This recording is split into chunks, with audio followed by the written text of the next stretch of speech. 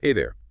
Before we get started today, if you enjoy insightful content like this one, you'll definitely want to head over to my YouTube channel, Insightful, Insightful Odyssey, and hit that subscribe button. You can find even more thought-provoking insights over there, so be sure to like, share, and subscribe for more. Okay, now let's get into it. This time you've handed us a classic, How to Win Friends and Influence People by Dale Carnegie. This book has been a bestseller for decades, but is it still relevant today? What do you think? It absolutely is. What's fascinating about this book is how Carnegie tapped into those fundamental human needs and motivations. And those really haven't changed all that much, even in our fast-paced, digital world. Okay, so we're not just dealing with dusty old advice here. Not at all. The principles in this book are as relevant today as they were back then. In fact, Carnegie developed these principles by working with thousands of adults. He wasn't just theorizing, he was observing what actually helped people succeed in their relationships and careers. So he was kind of like a relationship scientist testing out his theories in the real world. Exactly. And that's one of the things that makes this book so powerful. It's grounded in real life experiences and observations. Remember that survey he mentions in Meriden, Connecticut? The one where people were more interested in learning about human relations than they were about health. Precisely. That just highlights how deeply we all crave connection and understanding. And Carnegie recognized this need and provided practical guidance on how to fulfill it. Okay, so where does he suggest we start? Well, one of the most fundamental principles in the book is this: don't criticize, condemn, or complain. Carnegie kicks off the book with this gripping story about Two Gun Crowley, a notorious gangster. Even hardened criminals rarely blame themselves for their actions. Wow, so even a gangster has an ego to protect. Absolutely. And this tendency to deflect blame extends to everyday people as well. Criticizing others is often just futile because it triggers defensiveness. John Wanamaker, the department store magnate, put it perfectly when he said, "I have enough trouble overcoming my own limitations without fretting over the fact that God has not seen fit to distribute evenly the gift of intelligence." I love that quote. It's so true. We're all just trying to do our best with what we've got. Exactly. So instead of focusing on others' shortcomings, Carnegie suggests we shift our attention to something far more powerful: arousing in the other person an eager want. Ooh, that sounds intriguing. How do we do that? This is what Carnegie calls the big secret to dealing with people. It's about understanding what the other person truly desires and finding a way to align your goals with theirs. It's not about manipulation, it's about creating win-win situations. So it's more about collaboration than coercion. Exactly. Remember those clever Uncle Andrew letters Carnegie talks about? Yeah. Uncle Andrew got people to do what he wanted by expressing genuine interest in them, making them feel valued and appreciated. And it worked. It did, because he tapped into their eager want to feel important and respected. He didn't have to resort to trickery or pressure. He simply focused on meeting their needs. That's such a powerful concept. It reminds me of something else Carnegie emphasizes, becoming genuinely interested in other people. Yes, this principle is all about active listening and showing genuine curiosity about others. It's about putting aside your own agenda for a moment and truly focusing on understanding their perspective. He has that funny story about spending hours talking with a botanist and being considered a great conversationalist, even though he learned very little about plants. That's right. It shows that people are drawn to those who make them feel heard and understood. It's not about being a brilliant conversationalist, it's about being a good listener. So it's not about having all the answers, but about asking the right questions. Precisely. And this leads us to another important principle: give honest and sincere appreciation. I think this one resonates with a lot of people. Who doesn't want to feel appreciated? It's a fundamental human need. But Carnegie is careful to distinguish between genuine appreciation and empty flattery. It's about recognizing and acknowledging the value we see in others and expressing that sincerely. Like that story about the woman who gave her car to her nephew because he genuinely admired it? Yes, that story really struck a chord with me. It shows how powerful genuine appreciation can be. It can even inspire us to act in seemingly irrational ways. But the key is that it has to be sincere. So it's not about showering people with compliments, but about recognizing their unique qualities and expressing our gratitude. Exactly. It's about making people feel seen and valued for who they truly are. Now I'm curious about this next principle. Dramatize your ideas. What does Carnegie mean by that? This principle is all about capturing attention and making your message memorable. Instead of relying on like dry facts and figures, Carnegie suggests finding creative ways to make your ideas stand out. He uses that example of the salesman who dumps jars of cold cream on a desk to make a point right. That's right. Might seem a bit outlandish, but it's certainly got people's attention. The point is, we remember stories and experiences far better than we remember abstract concepts. So if you want to make a lasting impression, find a way to bring your ideas to life. That's a great tip. I'll have to try that in my next presentation. Now, this next one seems a bit counterintuitive. Challenge people. It might seem strange, but Carnegie argues that tapping into people's desire to excel and achieve can be a powerful motivator. He tells the story of Theodore Roosevelt being challenged not to be a coward, which ultimately led him to become president. Wow, talk about a powerful challenge. But does this principle apply to everyday situations as well? Absolutely. It doesn't have to involve grand feats or political aspirations. Even simple tasks can be presented as challenges to stimulate motivation. Remember, we all have a desire to prove ourselves and achieve something meaningful. So it's about tapping into that intrinsic motivation. Exactly. Yep. Now, while it's important to challenge people, we also need to be mindful of their egos. That's where this next principle comes in. Call attention to mistakes indirectly. That sounds tricky. How do you point out someone's flaws without making them defensive? It's a delicate balance, but it's crucial for preserving relationships while encouraging growth. Carnegie gives the example of a music teacher who subtly encouraged her student to cut her nails for better piano playing. She didn't criticize the student's appearance. She simply framed it in terms of how it would improve their performance. That's clever. She found a way to address the issue without making the student feel judged or embarrassed. Exactly. It's about focusing on the desired outcome, not the person's shortcomings. And here's another technique that can be incredibly effective. Talk about your own mistakes first. So lead by example. Exactly. When we acknowledge our own flaws, it disarms defensiveness and makes the other person more receptive to feedback. Carnegie shares a personal story about learning to be more patient with his young secretary. He realized that by admitting his own impatience, he created a more open and understanding environment. That makes a lot of sense. It's hard to argue with someone who's willing to be vulnerable and admit their own mistakes. Absolutely. It shows humility and encourages a culture of learning and growth. Now let's shift gears a bit and talk about a principle that's particularly relevant for leaders.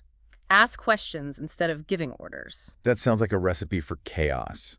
Wouldn't things fall apart if everyone was just asking questions all the time? Not necessarily. Carnegie highlights the example of O&D Young, a renowned business leader who empowered his team by giving suggestions, not commands. He believed that people were more likely to buy into an idea if they felt like they were part of the decision-making process. So it's about fostering a sense of ownership and collaboration. Precisely. Remember that story in the book about how asking employees for their input led to securing a large, seemingly impossible order? By involving their team in the problem-solving process, they tapped into a wealth of creativity and expertise that they wouldn't have accessed otherwise. That's a great example. It shows that sometimes the best solutions come from unexpected places. Now, this next principle seems a bit more diplomatic. Let the other person save face. This principle is all about handling sensitive situations with grace and understanding. Carnegie shares the story of how General Electric handled the demotion of Charles Steinmetz, a brilliant but ineffective engineer. They gave him a new title that recognized his expertise while addressing the organizational issue. So they found a way to acknowledge his value while still making the necessary changes. That's clever. But how does this apply to everyday situations? It applies all the time. Think about situations where you need to address someone's behavior or performance. Instead of directly criticizing them, focus on finding a solution that allows them to maintain their dignity. Carnegie gives that modern example of a manager praising an employee's strengths while indirectly addressing her difficulty balancing the cash drawer, right? That's a great example. It shows that even when addressing performance issues, focusing on the positive can make a big difference. It's about preserving their self-esteem while still encouraging them to improve. Now, this next principle seems to build on that idea. Make the fault seem easy to correct. Exactly. This principle is all about fostering a growth mindset, emphasizing that mistakes are opportunities for learning and improvement.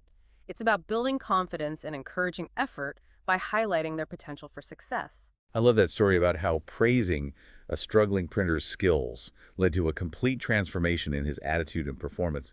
They simply needed to remind him of what he was capable of.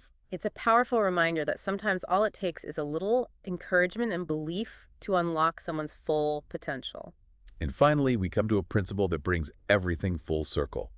Make the other person happy about doing the thing you suggest. This principle is all about finding ways to align your requests with the other person's desires and goals. It's about framing things in a way that benefits them, making them feel good about contributing. Carnegie shares that heartwarming story of Sam Douglas learning to appreciate his wife's gardening efforts, leading to a happier home life. It's a beautiful illustration of how finding ways to make others feel good about their contributions can strengthen relationships and create a more harmonious environment. So we've covered a lot of ground here, but I feel like we've only just scratched the surface of what how to win friends and influence people has to offer. You're absolutely right. This book is packed with insights and practical wisdom, but I think one of the most important takeaways is this. Success in human relations is not about manipulation, but about understanding and respecting others. It's about finding ways to connect on a deeper level and create win-win situations. Exactly. And that's something we can all strive for in our interactions, whether it's at work, at home, or in our communities. I'm curious though, is there ever a time when these principles don't apply? That's a great question. There are certainly times when these principles need to be applied with nuance and sensitivity. For example, if you're dealing with someone who is manipulative or abusive, blindly applying these principles could actually make the situation worse. So it's not about being a pushover or letting people walk all over you. It's about using these principles as tools for building positive and healthy relationships. Exactly. It's about understanding human nature and using that knowledge to create win-win situations. But it's also about setting healthy boundaries and protecting yourself from those who might take advantage of your kindness. That's a really important point. hmm So how do we know when to apply these principles and when to exercise caution? It comes down to self-awareness and intuition. Pay attention to how you feel when you're interacting with someone. If you feel uncomfortable or manipulated, it's probably a sign that you need to adjust your approach. That makes sense. It's about trusting our gut and being mindful of the dynamics at play. Precisely. These principles are not a magic formula, but they can be incredibly effective when applied with wisdom and compassion. Well, I think we've covered a lot of ground today. We've explored some of the most profound and impactful principles from Dale Carnegie's timeless classic, How to Win Friends and Influence People. It's a book that's full of practical wisdom and actionable advice that can truly transform the way we interact with others. And it's a reminder that building strong and fulfilling relationships is not about manipulation or tricks. It's about understanding human nature and approaching our interactions with empathy and a genuine desire to connect. Exactly. And remember, as Carnegie himself said, the principles in this book will work only when they come from the heart. So as you apply these principles in your own life, let them be guided by your own authentic desire to build positive and meaningful relationships. And before we go, don't forget to check out my YouTube channel, Insightful Odyssey.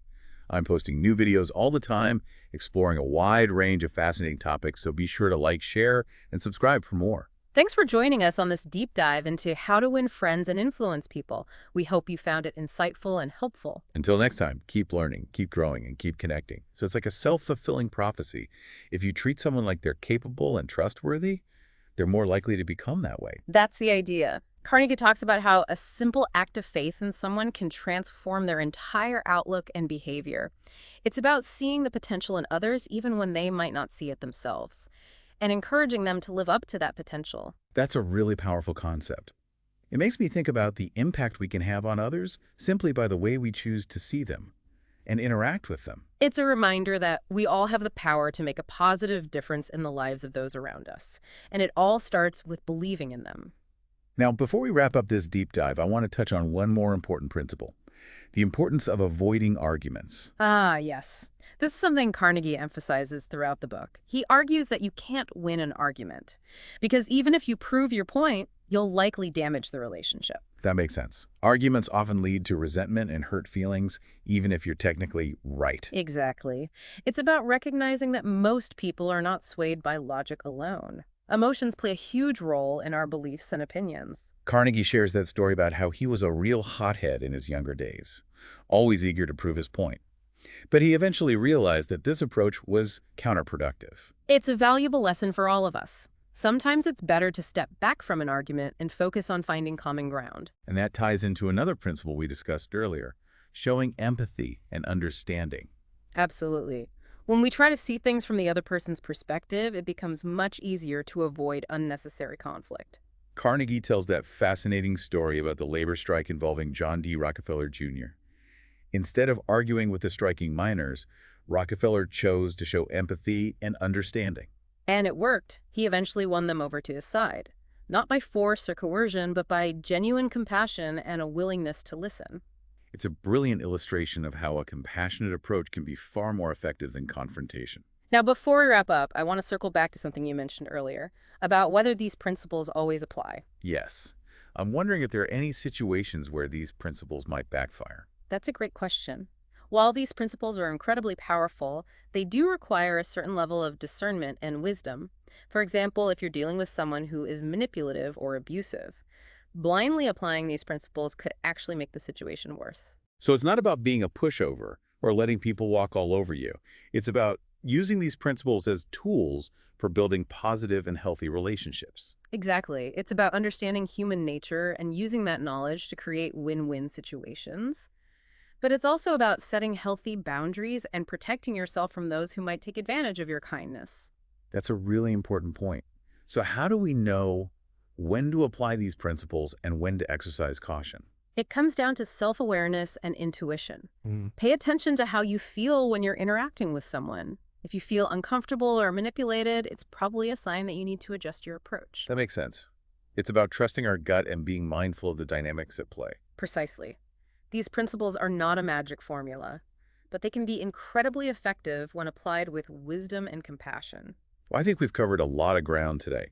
We've explored some of the most profound and impactful principles from Dale Carnegie's timeless classic, How to Win Friends and Influence People. It's a book that's full of practical wisdom and actionable advice that can truly transform the way we interact with others. And it's a reminder that building strong and fulfilling relationships is not about manipulation or tricks. It's about understanding human nature and approaching our interactions with empathy and a genuine desire to connect. Exactly. And remember, as Carnegie himself said, the principles in this book will work only when they come from the heart. So as you apply these principles in your own life, let them be guided by your own authentic desire to build positive and meaningful relationships. And before we go, don't forget to check out my YouTube channel, Insightful Odyssey. I'm posting new videos all the time exploring a wide range of fascinating topics, so be sure to like, share, and subscribe for more. Thanks for joining us on this deep dive into how to win friends and influence people. We hope you found it insightful and helpful. Until next time, keep learning, keep growing, and keep connecting.